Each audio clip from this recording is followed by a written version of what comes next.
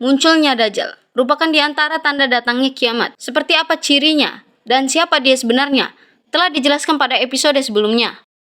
Lantas, bagaimanakah kemunculannya dan bagaimanakah akhir hidupnya di masa depan? This is the true story of it. One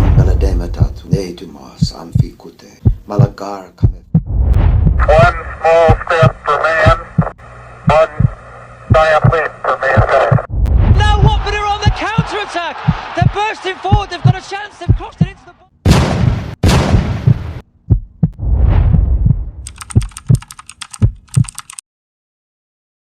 Dajjal akan muncul dari arah timur dari negeri Persia, disebut Khurasan. Nabi SAW bersabda dari Abu Bakar As-Siddiq, Dajjal itu keluar dari bumi sebelah timur yang disebut Khurasan. Dajjal akan diikuti oleh kaum yang wajah mereka seperti tameng yang dilapisi kulit. Hadis riwayat Tirmizi dan Ibnu Majah nomor 2337 dan Ibnu Majah nomor 4072. Dan berdasarkan hadis berikut, Dajjal akan keluar bersama 70.000 orang Yahudi. Dajjal akan keluar dari Yahudi Asbahan dan 70.000 orang Yahudi yang memakai mahkota akan jadi pengikutnya. Hadis riwayat Ahmad 224. Meskipun Dajjal bisa mengunjungi semua tempat di muka bumi, ia takkan bisa masuk ke dalam 4 lingkungan masjid berikut. Masjid Ka'bah, dalam kurung Masjidil Haram, Masjid Rasul, dalam kurung Masjid Nabawi, Masjid Al-Aqsa, dan Masjid At-Tur. Hadis riwayat Ahmad 364. Ketika Nabi Isa alaihissalam turun di akhir zaman, kaum muslimin pun telah siap untuk memerangi Dajjal. Saat itu, sholat masih ditegakkan. Isa bin Maryam pun sholat di belakang orang soleh kaum muslimin.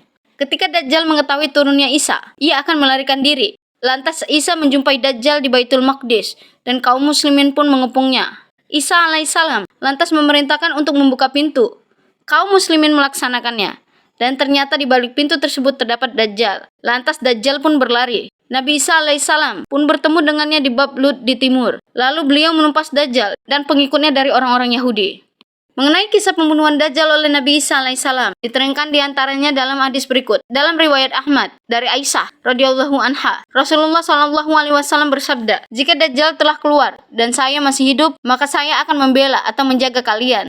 Namun Dajjal keluar sesudahku. Sungguhnya Rabb kalian Azza wa Jalla tidaklah buta sebelah atau bermata satu. Dan Dajjal akan keluar di Yahudi Asbahan hingga ia datang ke Madinah dan turun di tepinya, yang mana Madinah pada waktu itu memiliki 7 pintu. Pada setiap pintu terdapat malaikat yang menjaga. Lalu akan keluar dalam kurung menuju Dajjal, sejelek-jelek penduduk Madinah, hingga ke Syam, tepat di kota Palestina di pintu Lut. Sesekali Abu Daud berkata, hingga Dajjal datang dalam kurung tiba di Palestina, di pintu Lut. Lalu Isa alaihissalam turun dan membunuhnya. Kemudian Isa alaihissalam tinggal di bumi selama 40 tahun dan menjadi imam yang adil dan hakim yang adil. Hadis riwayat Ahmad 75. Nah, bagaimana menurut kalian? Semoga kisah kemunculan dan kematian Dajjal ini dapat menjadi pelajaran bagi kita semua. Dan semoga Allah Azza wa Jalla menjaga dan melindungi kita dari bahayanya godaan Dajjal di masa depan. Allahu a'lam.